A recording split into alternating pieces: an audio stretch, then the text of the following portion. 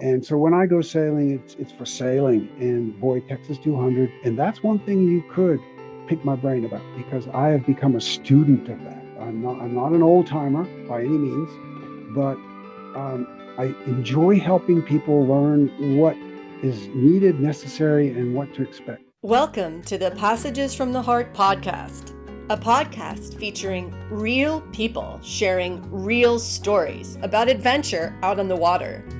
I'm your host, Shell Hart. Ahoy, friends, and welcome back to another episode of the Passages from the Heart podcast. Today's guest features Eric Dahlkamp, and I discovered Eric because I happened to be perusing the old sailboatlistings.com website, and I saw this ad for a boat, and I thought, that scenery in the picture looks like from the Texas 200, if I'm not mistaken. And so I was intrigued, and I clicked on the ad, and I came to read about Eric's little O'Day Daysailer II and the modifications that he had done to this little vessel. And this little vessel that has a big heart that sailed in the most recent 2026 Texas 200. So in today's episode, we will kick off with how Eric got into his love and passion for sailing, the water, and boat building, boat modification, restoration, and what he calls scabbing. We'll also dive pretty deep into what it's like to participate and prepare for the Texas 200 and what you can expect for the conditions of the event, some of the perils, some of the things you need to be mindful of where safety is concerned, especially. And quite frankly, listening to Eric's account, he's done this event 5 times, by the way. It does give me pause, and it is one of those things that I'd love to have on the old to-do list, but I really realize the gravity of the situation with what's involved or what's entailed in order to not only get the boat ready, but get yourself ready, and then what you'll be facing once you actually are at the event and participating in it. So with that, I hope that you will enjoy this episode with Eric Dahlkamp. I've got links and such for you to check out in the show notes. And yeah, thanks so much, as always, for your support. And let's get on with the show. Eric, are you there? I am. Okay. Are you there? I am here. Oh, so you can hear me. Oh, well, there we go. Yeah, I'm so excited to welcome you to the Passages from the Heart podcast. Thanks so much for joining me today. Oh, you're welcome. My pleasure. Yeah, well, I had the pleasure of reading through the synopsis of your 2026 Texas 200 story, as well as the little bio that you sent my way. And rather than just dive straight into all of that, typically I like to kick the show off just by asking my guest, rather, how did you develop this love for sailing or for the water, or both? Yes, it is definitely both, and it's a full package. So let's see. It My is. word, it started very, very, very young. I was raised around on the Atlantic coast of Africa and ended up starting just as soon as I could walk, going to the beach, swimming, slowly developing different skills. I tell the story about my first sailboat were literally coconut husks with flotsam and jetsam to guide them with the wind, and then I graduated to what they call squid backs, but they're cuttlefish bones, and the kind of you put in your bird cage. And these were fairly large, and it'd be all dried out, and the feathers, so many feathers. This was wild country, um, native, very, very, very pristine. Anyhow, so feathers, I could find perfectly shaped feathers. So I'd have these feathers appropriate for the wind, stuck into in terms of size, stuck into the cuttlefish back, and I'd angle them. And I learned all kinds about points of sail and wave action and all of that from that. And then I actually even used palm fronds. I forget what they're called, but they're the spears. And I would make later on. I'd make multi-hulls out of those, and those things flew. But Oh whatever my you found, goodness. I didn't even take a knife. Just whatever I found on the beach. at that age, my teeth were good. Yeah, right. Teeth are tools, although I always tell my first mate that your teeth are not a set of tools. But it's different when you're pushing to the sixth decade of one's life. I'm Yeah. curious though, did you see other people building these kinds of boats, or did you just No, sort of, no, no, how did no. you even know how to do that? Oh, that's true. Who knows? No, I didn't. In fact, there were no sailboats, and there were. This was 1950s, 60s, 70s. But of course, when I was very little, 1952s when I got there to Angola, and this was Musulu, which is an absolutely beautiful lagoon built from the the silt that comes up from the Benguela River. However, today, if you look at it on Google Earth, it is inundated with houses, suburbs, rich spreads, uh, all kinds of resorts, just out of this world for me to look at and see that. Because at the time there was nothing, absolutely nothing, just some native fishermen who lived in their various places on the islands, particularly on the outer island with Sulu itself. And this isn't a very large lagoon. If you look at Luanda, Angola, you'll see the lagoon with Sulu to the south on Google Earth, and just imagine nothing there. And so the native fishermen used dugout canoes, and they used, I guess, what you would call would be a standing lug that they have obviously um, copied from early Portuguese explorers' sails that they had seen on small boats. And the canoes pointed quite well and sailed quite well. And of course, they were long dug out and fairly heavy, so they didn't have any foils, just steer from the back with a paddle. And that intrigued me as a tiny boy. And I used my lilo, and I'd hold my lilo up in the air and float down the beach with the wind and angle it, and I could go places. Oh my goodness. Yeah. So did those So canoes also have like outriggers built no, into them as no, well? no, no. Strictly an African dugout canoe is a hollow log. Well, it's shaped, of course, but it's a hollow log, round bottomed. Mhm. Oh my goodness. Okay. So Yep. I hope you won't mind me asking if it's a little forward, forgive me, but how did your family end up in that area? Because I see from your bio you were actually, I believe, born in Brazil, right? That's correct. I see you pronounce it as fairly good there. Falas português? Falas português? No, you Oh don't speak. no, I only know from a sailor who is currently berthing her boat there, and that's how Oh, she pronounced it. So I was exactly. she has Exactly. the yeah. So I'm glad that I did it. I think mostly correctly. Good. So Brazil and Angola were Portuguese, long history, Atlantic Ocean exploration days. But long story short, my father didn't didn't participate in the Second World War due to a severe accident that he had had as a young man going to New York with the football team from his college. And he was a blue collar worker who first wanted to go to college. And he did it on his football scholarship. And second year, he had a devastating accident in New York with a bunch of boys partying there. And anyhow, they let him finish his scholarship at what was it? Oh, it'll come to me. Northwestern. And so when he finished college, he looked around for work. And at the time, they were in Arizona, and they discovered through the radio, sitting around the table, mom and him, young couple, had driven out to Arizona to make their life in real estate, and he hated it. And so they heard on the radio that a new school was opening called Thunderbird, which was going to be on an Air Force base led by a general, very much the Marshall Plan, and rebuilding the nations around the world for the benefit of the American economy. So you would choose a language and do a master's degree. That's what it was, graduate, and then be hired directly by American companies, and off you'd go to your expatriate career for the rest of your life. And so he chose, of Wow. all things, Portuguese. And he was the first class. He and mom were the first class. And fascinating to think about.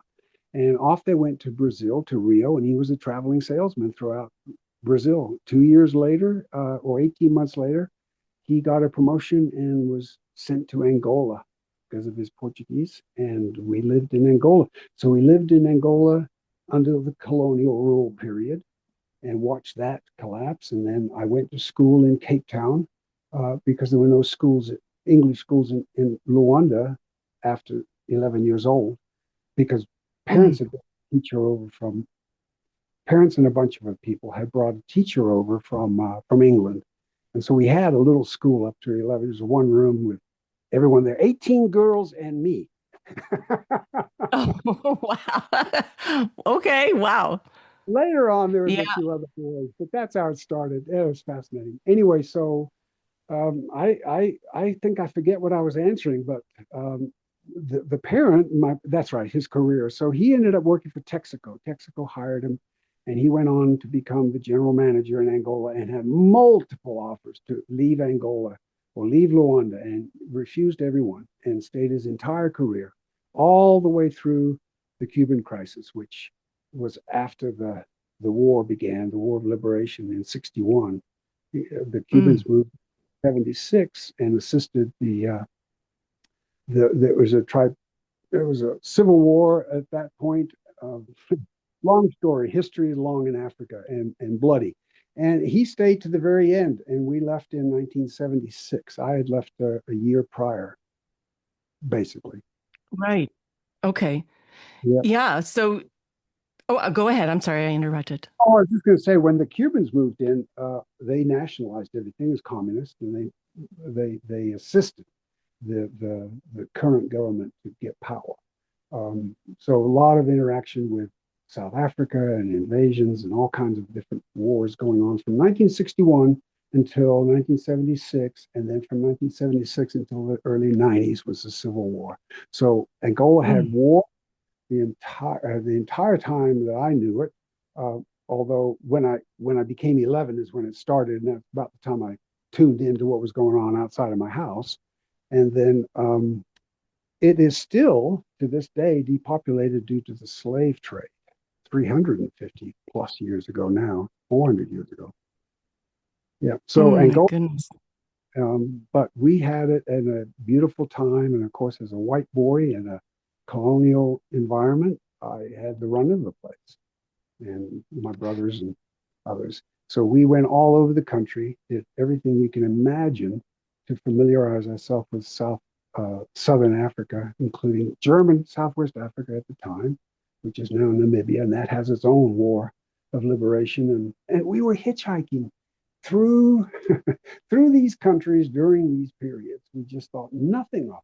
Driving, when we got to the point where we could have driver's licenses, we drove, and we would actually hitchhike to school in Cape Town from Rwanda. That's how sort of John Wayne-ish my parents were. Those were different days. We didn't know what a life vest was, you know. Yeah. Oh my We had goodness. both. I just am trying to imagine all this in my mind as you're It's hard. It's describing hard. this. It sounds, yeah, And I can go definitely. on forever on my wonderful life in Africa, because then it transitioned to Cape Town, which is deep in my heart. It is what a city. Oh, Lord. And particularly in terms of its underpopulation and my access at the time to all parts of it. So that was back in the I went to junior school, high school, college there, and then worked a little bit, but then decided to leave Africa. Yeah. And so in all of this adventuring, it sounds like, because I'm looking back to your bio that you provided, and you mentioned some other sports like rugby and swimming and surfing and Yeah, fishing in yeah, addition to yeah, sailing. all that. I kind of, I was just going to say, it doesn't seem like you might have had a lot of time to do those things because you were adventuring so much in other ways in life. Those were my adventures, I guess. Those pretty Hmm. much, that's what it was. Well, we didn't. When I say we hung out. My brother and I hung out, and we had a few friends, and I had a lot of Portuguese friends, and none of us were in Angola into the mato, which is the bush. None of us were into the bush. Hot, arid. The coast was the place, so that was the water. And then when I got to Cape Town, I had no interest because I'd already been, you know, shown what the coast is like versus the interior. I had no interest in the Karoo or even Upper Cape, which is beautiful, and all the wineries and farms and gorgeous scenery that's up there. I was interested in the Cape Peninsula and going around to Agulhas, that ocean, just spectacular, and did as much as I could of getting out to it. Yeah, so the hobbies that you list here, boat building, in addition, of course, to sailing, did you get exposed to some of that while, I mean, obviously as a little kid, you were building boats, right? But as you No, grew into a yeah, teenager and young man, yeah. I yeah, see. how did that all come about? Well, that's frankly, again, no idea. Well, in a bigger picture, this we lived out there prior to airline passenger traffic being a common thing. So I wasn't until I was in my, I wouldn't say mid-teens, but low teens, 11, 12. Well, yeah, up to 13, let's say. We always crossed the Atlantic to go to the United States by ship. And of course, we were on the water all the time uh, when I was younger. And there was no boat building in my community other than the fishing boat building industry, which was a fascinating industry. And then I would watch canoes being hollowed out. Most of them were hollowed out in the jungle up north, and they come down the river. So I didn't get to really see a lot of boat building. Certainly, no one, and my father wasn't interested.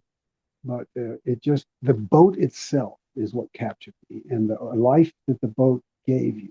And so when we were 12, my father saw this and had a little skiff built for us, a 12-foot skiff, and we sewed a sail up, and we sailed that thing all over Musulu, and we'd be gone days, literally almost living on the land. And again, just see you later, mom. Pick us up on Wednesday at such a place, and that's that would be our vacation when we came back from boarding school. We would live out on the water.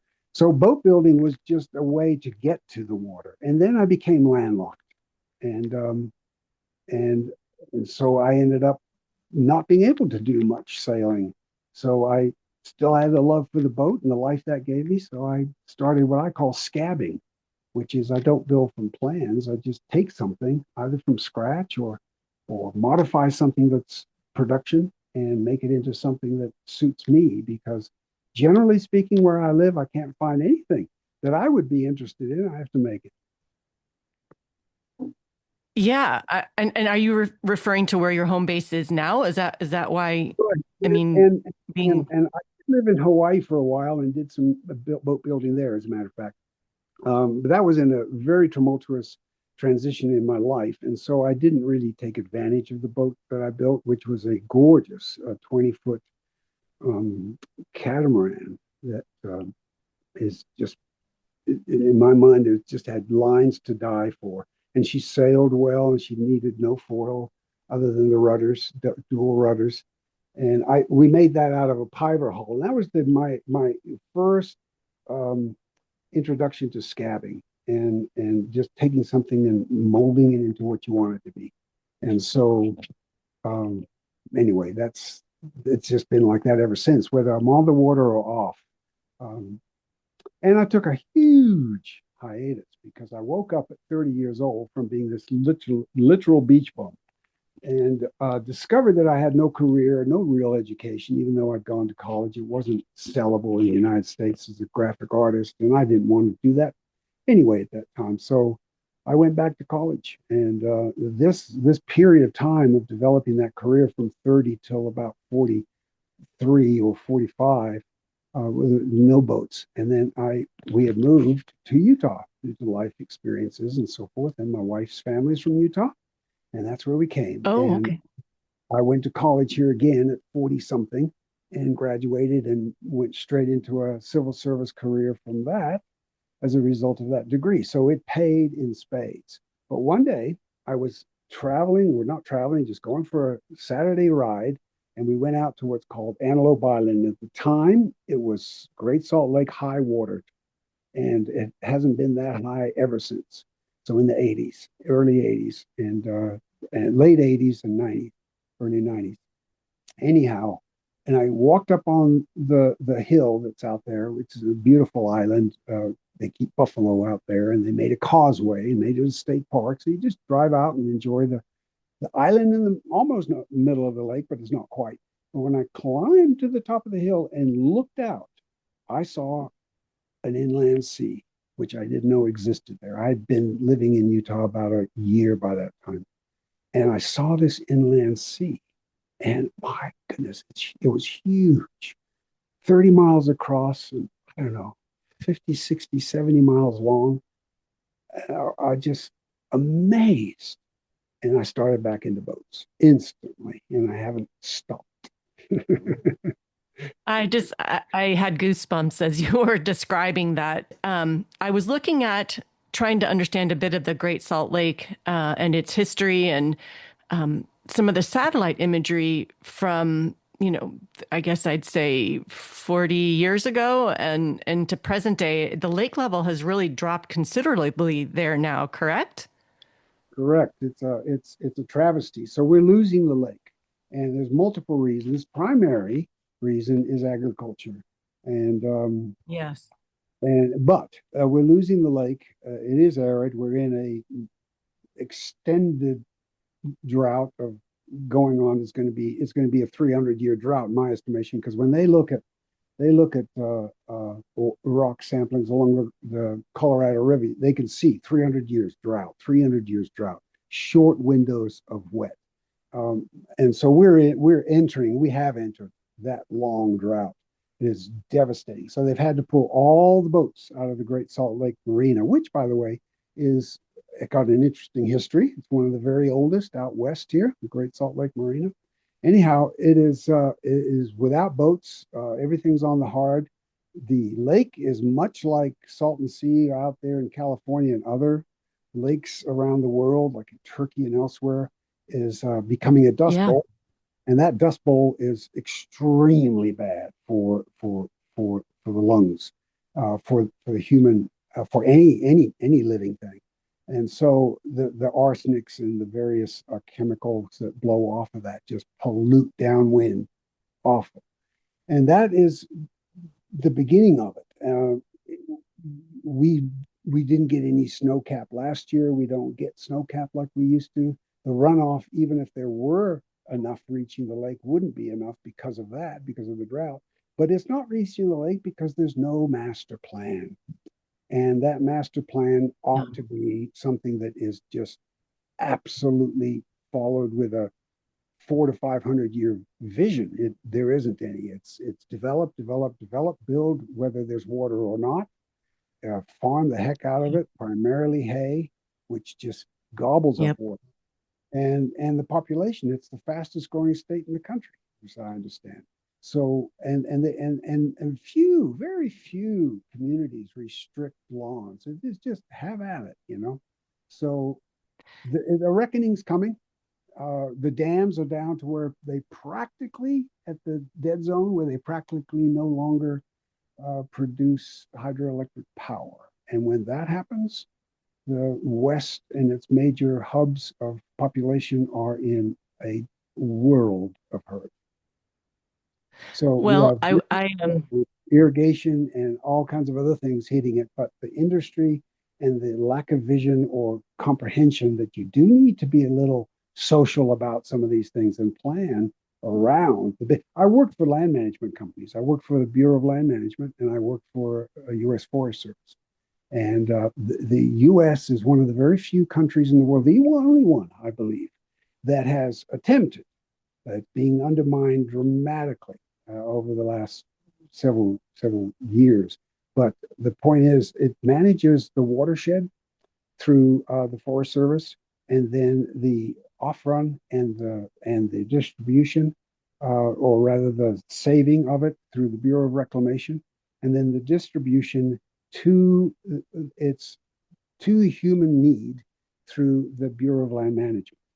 And those three agencies work hand in glove. to manage the little water there is in this very, very arid land, which has huge population centers. The problem is it's not enough oversight in terms of the total global picture. So the Colorado is dry, the Salt Lake is going dry, every lake that is fed by Colorado is dry, and California is in the same boat. So the whole West is headed for a very different picture in 40 years, 40 more years. America is going to go through some challenges. Anyway, enough of that. Well, so having said all that, with the water the way that it is in your neck of the woods, how did you then end up finding about the Texas 200 and deciding to do some sailing down in that area? Oh, good transition. Yes. So, so I'm working a career, as I mentioned, in land management, and I am the administrative officer, who's the executive officer in charge of everything that the ologists don't want to do. So my portfolio is huge. I've got all kinds of groups working under me or reporting to me, and managing these large areas of land. So a lot of moving parts, and I could not leave for an instant, and I couldn't even walk away from my computer because it was email in those days for more than half an hour. Fast things changed and directives arrived. So anyway, bottom line was I wasn't free to do anything. But as I reached retirement, I began to look around what I was going to do. I had already started sailing up in the little reservoirs that we have behind us in the mountain, and the winds are gorgeous. They're just tiny. They're pocket reservoirs, and I had very fast trimarans, and I'm on boat number 30 right now, and of those 30, I would say 25 of them are all here in Utah. So I just go through boats and different types of sailing and bending on the water. So I thought I would really like to do some other kind of sailing, and I started Googling events just to see what was out there or nearby because I had heard about stuff. I've been looking at boats and plans and boats and plans, and Facebook came along and I started looking at sites, and then oh, I just can't believe how engaged I am. And so it was obvious that it would pop up at some point, and it did. When it popped up, I read it. By the way, the website that the Texas 200 has, the www.texas200.com, was formulated by the current president, Matt Shimmer, and he composed all those pages and put them out there to introduce people so that the questions would be answered. And if one is interested in the Texas 200, hit that website and read everything. Two of the nice things that really introduced me to what this was the frequently asked questions section and the archives. They have tried over the years to preserve pictures and articles that people submit. So it's not everything that happened, but it's just who happened to submit that year. And you've got these dating back to quite a ways ago. It started in 2008. I didn't become aware of it until 2062, and I retired in 64. So I started on my boat, which I currently had, which was a Cross 18 trimaran, and made it into a camp cruiser for over the next 2 years as I sailed it locally and enjoyed myself with it. And so when I retired, I was ready. So, but things came up, and the first one I went on was quite a ways later. I retired in 14, and I didn't go until 17. So I went with my brother, and that was the first experience. And so I was self-taught, completely self-taught about what it was, because I'd lived in Corpus Christi, but I'd never been on the Gulf. I'd never seen that water. And that is a whole different world to what I was used to in Africa, which was clear water, visible landmarks, and steady wind. You know, of course, this does have steady wind. Anyway, so I became aware of it by my hunting and pecking and prepping for it, and then off I went. And so I'm sorry, what is the first boat that you took to your first Texas 200 again? Is that a trimaran, you said? It is. It's a Norman Cross 18.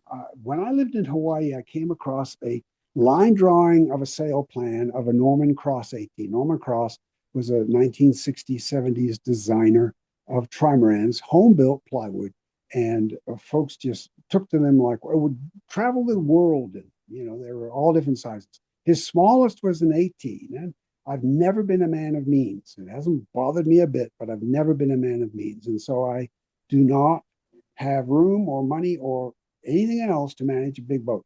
So an 18-footer, I Mm. thought I could it folds on a trailer, and I'm a trailer sailor as a result of where I live. But long story short, I'd always thought of it. And so here I am in 1962 thinking I will, oh no, I bought that thing in 2008, as a matter of fact. So I thought to myself, I will build a Cross 18. And at the time, you could get the plans. Norman had passed away, his wife still had the plans, and someone had bought the rights and had all the plans digitally printed, and they were beautiful. And I bought a set. You can no longer get them. The man has disappeared off the face of the earth. But and I bought the plans, I got the plans, and the next week I saw in Craigslist in New Jersey, I told you I hunt and peck a lot on boats, a Cross 18 for sale at a price I could afford, including the drive. So I went and got it, sight unseen. Oh my goodness. How about Destiny? Beautiful boat, beautiful boat. I mean, I made it into an entirely different craft by the time it was done.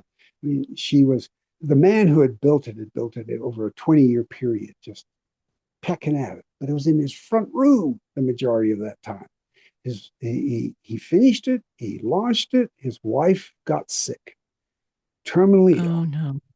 6 years to pass.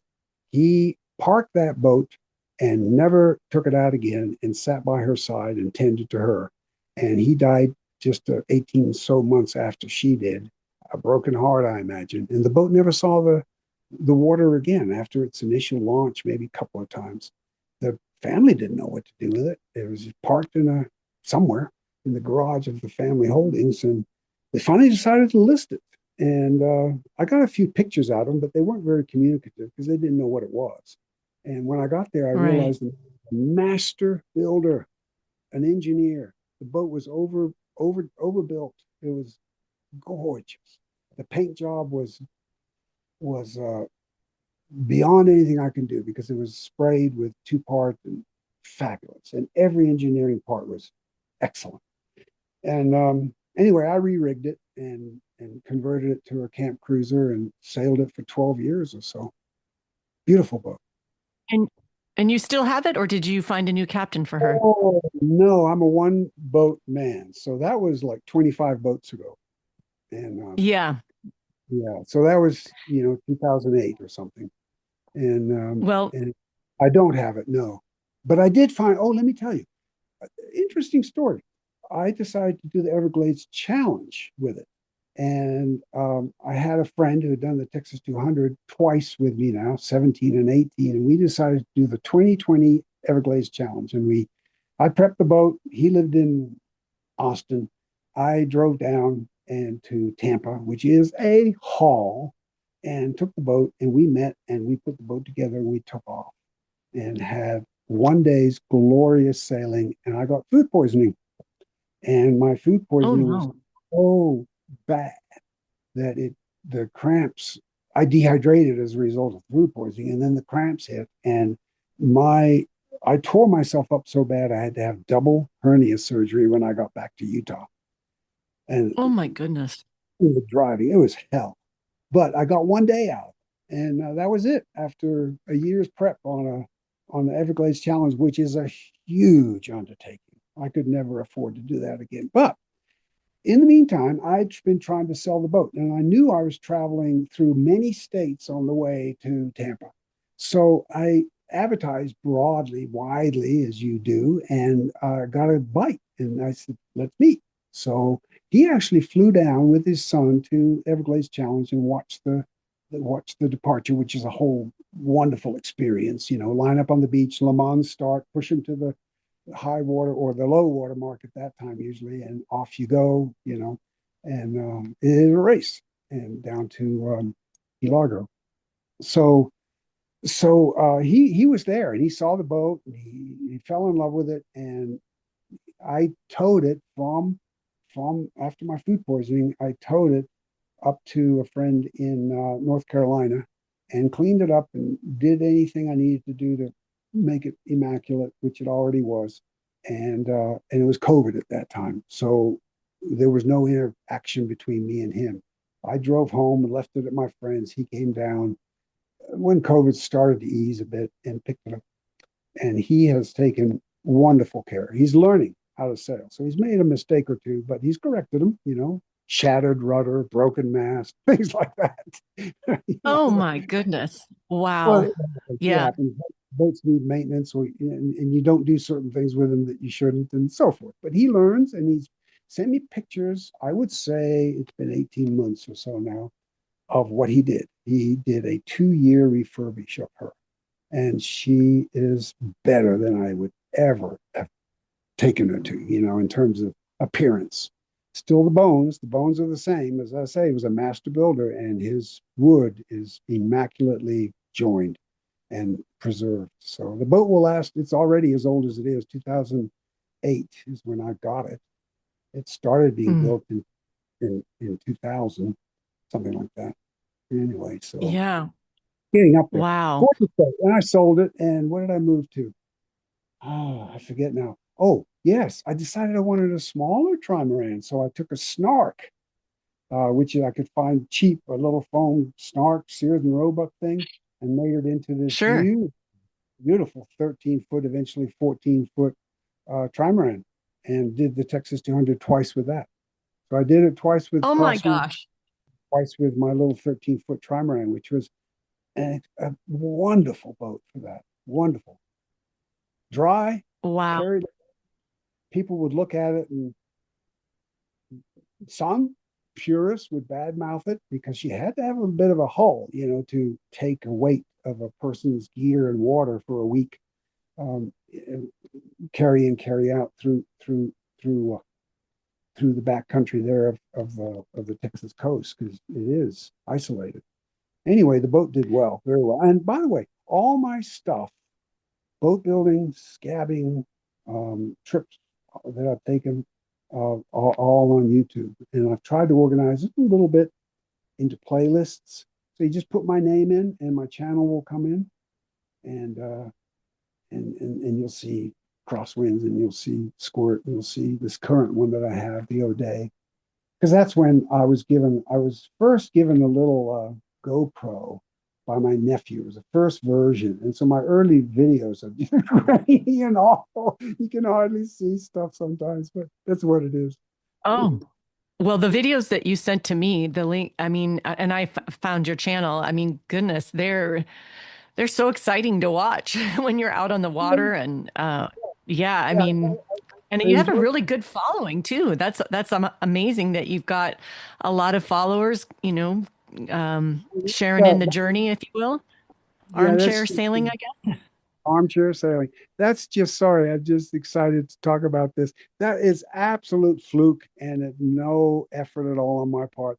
I got this little camera, GoPro camera, and I started, and I figured the only way I could share it with people was YouTube. So I made a channel for myself and loaded stuff up and would share it. And pretty soon I realized that I had a number of videos, and I got better camera, and on it went. And I have no interest in promoting the channel. I have no interest in monetizing it. I have no interest in doing anything to tweak it. It is what it is, and it's for me, and it's for my long winters, and anyone else who wants to Sure. watch. Yeah. Yeah, no, I think it's amazing. I will definitely be watching more of it for sure because there's a lot to and just not only enjoy but to learn just to see what you've been doing. But I wanted to jump over. Speaking of switching into a new topic, since you brought up the O'Day, let's talk about her. Yeah. So, well, how did you find her first, and then how did you? I'm going to include, of course, links and pictures so people can see Oh, exactly what we're talking about here. But how did you find her and how did the plan to do what you did all kind of come up? that's an interesting little backstory too, because I had Squirt, and I went on 2023 with Squirt, and I was having a blast. She was now been through one. She'd had 3 seasons at home, and I hadn't had a boat for a long time that I was just continually tweaking. But this was a trimaran, small, and so it needed it. And I got everything just perfect. And off I went, and I just had this foreboding feeling as I was leaving and going and so forth. And of course, my dog died while I was gone, and he died Oh, of a respiratory infection that took him fast. And his name was One Man Chance, and he was a dog that I'd rescued from a neighbor that didn't want him, and he had bonded to me, and gave him the name Chance. He had a good chance with me, and plus he was a one man dog, so he was One Man Chance. And his heart broke while I was gone. I'd had him 6 years, or no, nine. But I think with his sickness, he just couldn't make it through. And it happened on the first night of that Texas 200. And so I determined, after sailing the rest of the 5 days, that I just could not keep that boat. It was the boat's fault, right? Took me away from my dear dog, and I wasn't there when he passed. So I sold the oh boat, God. and it took some doing to find someone to buy, but someone took it at the price I wanted, and I drove it. We met in somewhere like northern Texas, Oklahoma, and I forget Mhm. exactly.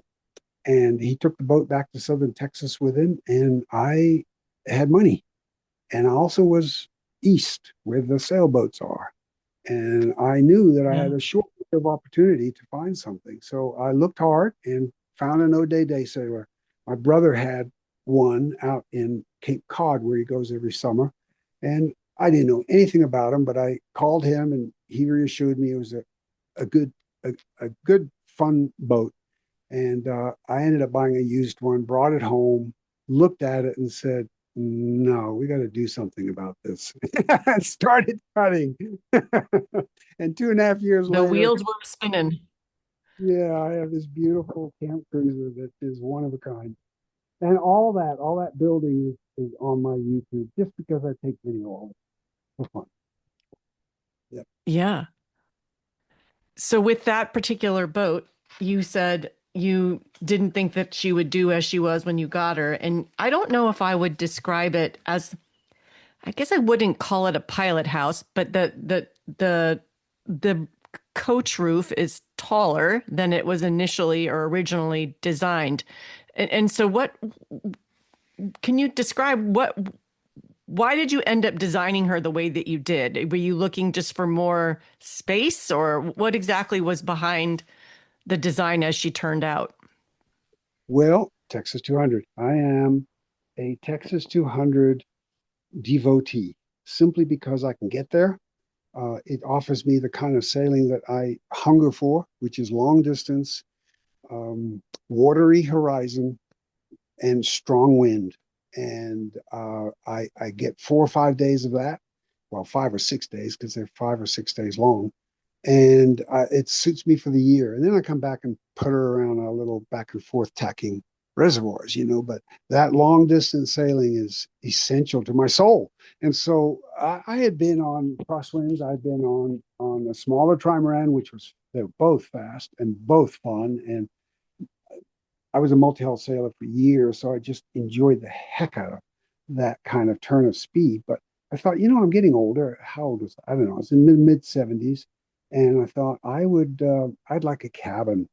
All lugging all this camping gear up on the shore. Let's try a cabin. Well, I didn't have a cabin, so I made a little one-man cabin, and it's just big enough for one fella to lie in and sit there and enjoy. And it's called a cuddy, or just a cabin, and it isn't unsightly. The lines on the boat are perfectly comfortable to me. There are designers out there like Selway Fisher who build far taller cabins, and that's for the British weather sailing the Isles.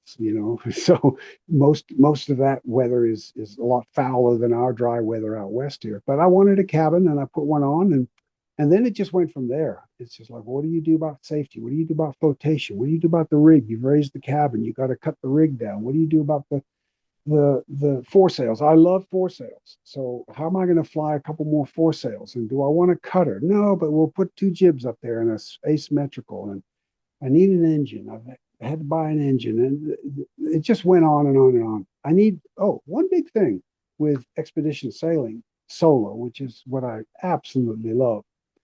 Everything's got to be within on a small dinghy like these, within almost hand reach. You can reach it during the day. because you're going to be tied up a great deal of time on the tiller. And so uh, I put all kinds of storage all over that boat, both to carry a week's gear and to fetch it out as I needed it throughout the day. And so the boat just evolved. And it as I say, I'm landlocked, so it's planning and dreaming what I would like. And then when it's finally finished, I go sailing on it. And when I went sailing on it, I said, I've never sailed a day sail, um, much less one with a cabin. Well, it's got a big boat feel to it, to me. I had just been off squirt, Yeah. and a multi-hull is nimble and fast, and it's got a big boat feel to it. Interesting. I didn't know that. What a dummy. Of course, it's going to have somewhat of a big boat feel to it. It's all of 16 foot 9 inches long, but it weighs a little bit. And I hadn't sailed monohulls in 40 some years. I've been on multi-hulls. So I had no real strong recollection of what that was like, what the turn of speed was and so forth. But anyway, I decided to go back to monohulls. Much easier to bring to slip, to set up off a trailer, to launch, all of that. And in the heat in Texas, and even here, when I go day sailing, the setup will kill you if you've driven 50 miles, which is my nearest water, and then takes an hour to set up. You spend a lot of your day because you still have to take it down and trailer home. So the quicker the better. Yeah. A monohull can Yeah. be, so multi-hulls are not. So I ended up with a boat that was more complicated than it needs to be, only because it does everything.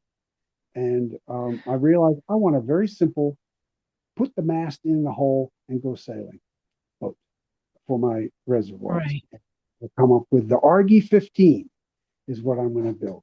And put a lug sail on it. There'll be one line. It'll be the main sheet, and of course the halyard and the stopper, or whatever they call that, at the front of a lug, the downhaul, Mm-hmm. and off we Mm-hmm. go. Nothing to it. So that's the next plan, and it's timing.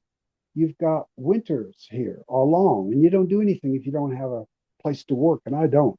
And so I need to get stuff done in the summer, including the selling, because I have to usually drive my boats somewhere to deliver them, simply because folks don't tend to come out to Utah to buy a boat. That's how it is where I am too. That's for sure. That's for sure. So Yeah, what I would say with your boat, you call her Spirit of Chance. Is that right?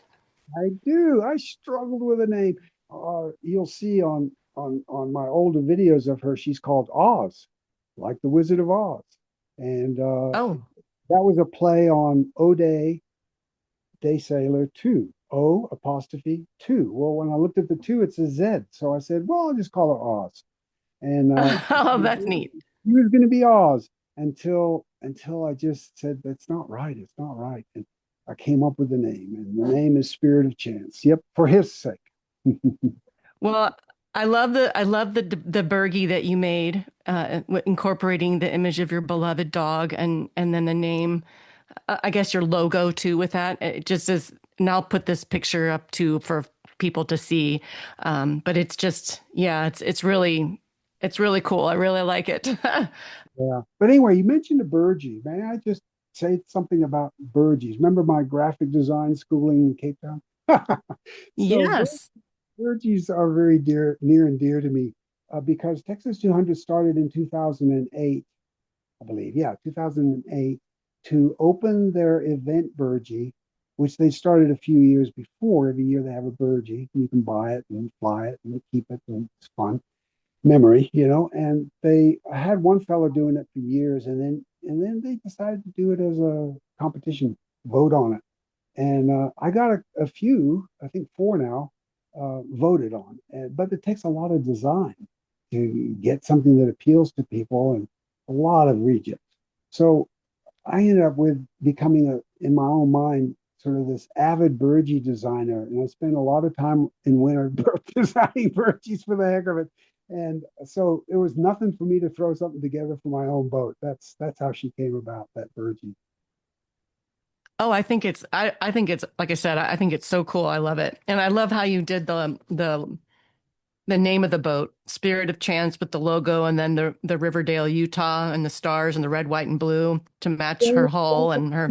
Yeah, so I did that, I did that and then had a decal printer make it, well, boat lettering people make it up for me. So it's an applique, and it'll last forever unless you want to peel it off and sand and paint red over it, you know. But Yeah. that's she's got to. And here's the thing, I I felt so guilty for having abandoned my dog during his distress because he was a one man dog, and I can't emphasize that enough. And my wife took care of it as best she could, but poor little man. Anyway, I felt so guilty I couldn't sail squirt. That was done. And it took me a while to recover. The building this boat was my therapy to get back into, you know, going sailing away from my other dogs. I've always had dogs. Yeah. So now I've no guilt. I made him a Burgee. He actually traveled with me on the flag and on the stern, and I'm a happy camper. Yeah, lovely way, a tribute to him, and I understand exactly how you feel. I'm very much, well, I have 5 dogs right now, but yeah, I mean, I've had many dogs throughout my life, and Yeah. cats and horses and a donkey, and yeah, and I want goats. So, yep. Lovely, lovely. Well, I'll tell you what, can you believe it's been almost an hour? And before we sign off, I was just wondering, is there anything that we didn't, because there actually, to be honest, Eric, there's a ton more questions that I have for you, but maybe you might be willing to join me again for a follow-up podcast and we can get into some more depth and detail with some of your other Texas 200 experiences, as well as some of the boats that you've had over the years, maybe some extra special ones stand out in your mind. But is there anything that you wanted to make mention of in today's podcast that we didn't get a chance to cover yet? Well, uh, I was racking my brains because I knew that question was coming as you started. And, of all the things I could think of, I would have to say my wife. Bless her heart. Can you imagine being married to a boat fanatic and not being a boater and keeping the budget? I mean, it is just bizarre. The pressure I've put her under, to say nothing Yeah. of my near misses that I've had. The Everglades challenge was a food poisoning thing, but I've been overboard and I've just all kinds of things that, you know, yep. So we've got it down to where she says, you can do the Texas 200. I'm fine with that. I know the people. I know where you are. I know it works. And I know you've done it. And go do that. And so I do that as often as I can between building boats and my health issues that sometimes come up. But I would have no interest. I've tried. I've looked at other things. I'm too old for the R2K. I've looked at the Salish 100, and there's no sailing going on there. Not like Texas. Yeah. And other than the Everglades Challenge, which I would love to do in this boat, but I would not get home front permission. So I would Yeah. say, Isn't there bless her also heart. the Florida 120? Yeah, Isn't that more it's of a sailing event? it's a weekend cruise. It's a weekend socialized cruise. Very nice. I've done, I think, 3 Burgees for them now, just because I decided to. They don't have one, so I just do it and post it, and people buy it. So fun, do it, and I do it for cost. But got one planned for next year for them if they want it. So it's a long way Yeah.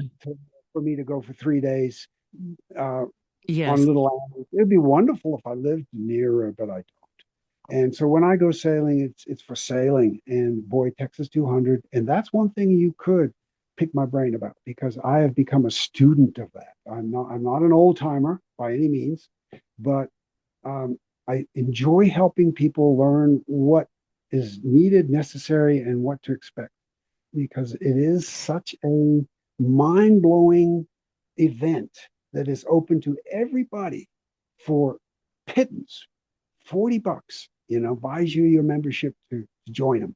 And there's no cutoff limit. There's just go for it. And there's a lot to do because the boats and the mine prep and the navigation, which there is, of course, has to be pretty good because you're on your own and it can be dangerous. Their little, their little, their little mono is, you might die. You Well, might I very mean, yeah, I mean, from what I've learned, it's very rocky and shoaly, and you have to really stay in the channel, right? well, Otherwise, not too you much run the rock. risk of, It's oyster reefs and mud, and so yeah, there are obstructions and traffic and just yeah. things that have been pounded in because the water's shallow. So there's lots of hidden obstructions and lots of things. So there's a world to going through that thing safely and getting it done. In fact, this last one that I went on was the first time that I didn't complete it. Darn it! I actually started, and after Tropical Storm Arthur threatened, I decided to pull out. That's what my whole write up is about. I decided to pull out and was going to go home from Port Mansfield, which was the first beautiful day sail, but then the storm was going to hit. Well, it never hit, but I went north and put the boat back in and came back and met the crowd who had arrived by then because I could never catch them. And the problem was I discovered that my boat leaked rainwater because I hadn't tightened the inspection ports. And my boat was full of rainwater because I had received massive downpours for a day, a night. And the cockpit was 3, 4 inches full of water. And it just continually drained for that 24-hour period down into the subhull. And I had omitted to place a easy access for a hand pump. I could get to it, but I Yes. do something to get to it, and that was stupid. So I've since done that. And if it ever rains again and you have your cockpit, excuse me, your cockpit inspection ports, which are available for you to get to the O'Day Daysailer centerboard pin. If those were loose, like mine were, water's going to seep in. And that was what it was. And unfortunately, I wouldn't know until I could pull the drain plug on the trailer. And it just kept coming out and coming out and coming out. Oh my Tasting goodness. fresh water. I said, what did I do? I forgot to tighten those things. Well, that was my first impression of what I'd done. And it turned out that's what it was. So anyway, done that. Yeah. Wow. That's, But I well, missed, things happen. yeah, I missed day 2, 3, and 4 and 5 as a result sailing. So I was driving in Arthur, which was actually didn't hit the water. They had some rain downpours on them, but it was primarily inland. So everywhere I was this tropical storm. It was quite the event. Mm. Yeah. I And mean, that whole event, I mean, I don't know. I just am curious. Do you have a sense of how many people are traveling? I mean, Texas is a huge state in and of itself, anyhow, but do you have a sense of how many people participate that are out of state? I mean, it seems like I think I absolutely, wanted to say there was like 100 some absolutely. participants or more, right? Well, not quite. Well, in terms of people, definitely. But in terms of boats, between 40 for a low, 80 for a high. And Mm, they won't all finish. The dropout rate's quite high. But mm. way back when I had suggested, actually, I'm kind of proud of this to Matt. Matt, why don't you ask him to give you your home port? Because we do have a roster and it is on the website until the next roster. So you could go in right now to www.texas200.com, look at who's coming, and there's a roster, including a link below that they've now added to previous rosters. And so you can see. Oh, And one of the categories of the spreadsheet is home port, and you'll see the vast majority come from Texas. Texas is a sailing state, mm. and the vast majority come from Texas. You do get them from East Coast, from Midwest like yourself, from where I come from. It's me. Colorado has a couple on occasion, 1 or 2 from Florida, Mississippi, Alabama, those places. Yep, it's all Wow. there. Yeah. It sounds like such a fantastic event, but I will be honest with you, it does also strike me as quite daunting. Not just the event in and of itself, as far as getting out on the water and going from site to site along the route, but the preparation for yourself, for the boat, the trailering, prepping the trailer to make sure, because you mentioned in your write-up some other trailer mishaps that have happened. And, Yep, it's yep. not just about the boat. You got to make sure the trailer is up for the, if you're Trailer coming, trailer is first and foremost, and then yeah. I actually have in my video playlist of both O'Day Daysailer and Texas 200 and Squirt, so they each have their playlists, and then I have video that I would do before I leave to show what that prep is, and some of the construction video to get to it. So there's a lot, and you're taking everything you possibly need, unless you want to be like I was out in Africa as a kid, where I had a garrafon of water, some bread and cheese, and a couple cans Mm. of beans. But those days have passed. I don't travel like that anymore. And anyway, Well, so there's a yeah. lot to it. And then when you get there, the heat and the humidity for those coming from dry climates and high climates like myself is overwhelming, particularly after a storm. And then there's the distances. So during the day, you pack up and head to the next one if you make it. And there's a lot of talk around that. But if you make it, it could be 35 to 50 miles. And and and and that's sailing all depending on your hull speed all day long. And then you get there and you're tired. You've been in this beaten sun of some sort. And then you get to there and you have to put up your tent and eat. And you usually don't do much visiting and you go to bed. It's not a social event. It's a hard push. I warn people about that. Yeah. And if you're younger Yeah. than me, you can do a lot of socializing because you got more stamina. But when you get to my age, 76 now, you get to camp and you stop and you quit and you prep for the night and you rest because the next day is the same thing. And it's 6 days in a row. Yeah. Yeah. I would be in your camp, pardon the pun, with respect to the rest factor, because I'm almost 60 and that heat and humidity, I think that for me is something that also scares me. Yeah, heat stroke, sunstroke, dehydration. Those are the cripplers on the Texas 200. So you hydrate and you're carrying all your water. So Yeah. and you're busy. Uh, this isn't a cakewalk type of sailing. By the afternoon, the winds can be in the 25 knot and above. We've had 35, 36 knots. So you're talking about managing sails, reefing, making sure you know exactly where you are so you don't run up on all these various impediments and making your way to where the next one is. So I'll tell you what, very quick, the way I dealt with that as a newbie before I went was I used Google Earth and I downloaded um, a free Navionics app that I could put on my iPad. Use Google Earth, Navionics, and my handheld older 78 SC Garmin, and I had everything there and I went over it for hours and days and weeks and months. And it took me a year to prep in my head exactly how not to hit bottom. And I did it 4 times in a row. So a lot of people will end up Wow. in Yeah. predicaments because they either haven't done their homework or don't have a a well-routed course for their particular boat given the conditions, and the conditions change and you have to change where you're headed or how you're headed. So it is an interesting little event, but it's very doable for anybody who knows how to sail. For anybody, if I can do it, anybody can do it.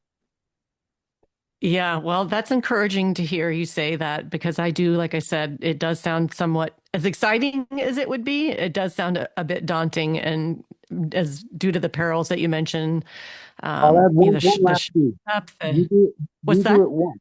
You get through. I'll mention one last thing. You do it once. You get through it once, even if you have to pull out.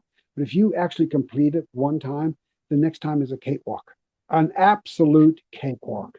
There's no surprises. There's no anxiety. There's no I didn't know it looked like that. You just know where you're going. Because it is a somewhat repeat course. So there you go. Right. Do I it almost once. think it would be like if they had like a buddy boat sort of for newbies that maybe that people who had done it in years past might say, "Hey, I'm willing to Yeah, take a buddy boat." Do they do anything like that? they do. That's a good question. They try. So here's the problem with that. is the conditions, the boat speeds in terms of hull speed and the conditions and the sailing Right. ability tend to separate you. And you will be, I found myself out there completely alone day after day after day after day for long portions, if not all day, except at the start and the Wow. finish. And so, yeah, you cannot rely on a buddy boat, but you can rely on a crew member. Uh, be a crew member to a skipper who knows his way. That's what I tried to show to Yeah. people last time. And that's how I discovered, as nice as that was, I'm a solo sailor. I'm sorry. You know, Yeah. but Yeah, that's one way. but that is a good idea. Like I could maybe attend one year as crew and then from Absolutely. someone who has done it. Yeah, go to the Facebook page and put yourself out there, and you already know Brandon, you know me, and see if you can't get yourself on a boat that's big enough to carry more than two people. So you've got either a husband wife team or a mix gender team already, and you're off. You feel comfortable. These are good people, and you go with someone who knows their way around in a boat that can accommodate your gear, which is key, and all your water, which is key. Then you're good. I found my boat was a bit Yeah. too small, and but there are much bigger boats that do it. Right. Yeah. And we're Yeah. fortunate Well, that Eric, we were able to produce something at the end. Like we did have, uh, I forget her name just offhand. I know you got to quit, but we did have a reporter who does travel documentaries, do it 1 year and ride a boat, and then that was her offering at the end. Is she did something to publish in Texas 200. Not that it needs publishing. oh, well, I would love to see what she wrote up though, if she did something like that. Do you know how to find that? Yeah, I'm trying to remember her name. But she was anyway. I will text it to you or message you when it comes back to me. It's easy peasy. Okay, It's, that sounds, yeah, uh, that I'm not sounds sure what great. she did. Actually, I think she did a article for a new. I don't remember what she did, but we'll figure out. She went for the sake of making some kind of record of it, but I don't think it was that widely because I'm not aware of that record. I don't think I've ever read it. Mm, So I would be yeah. if it's Okay. there. But if you just go to the archives and start reading some articles and ideas, um, that will really, it was probably 2017 or 18 that she went. It would have been, I'll tell you, it was 2000. It was the year I had came aboard. So it was 2017 or 18 that she Mm, went. So if you go to the archives, you okay. might see LeBlanc. Was it LeBlanc? I think it was LeBlanc. Was the last name. Okay. Okay, well, yeah, I'll look forward to, getting that info if you find it, and maybe I can just try doing some Google searching to see if I can dig it up that way as well, and then I can include that also in the show links along with.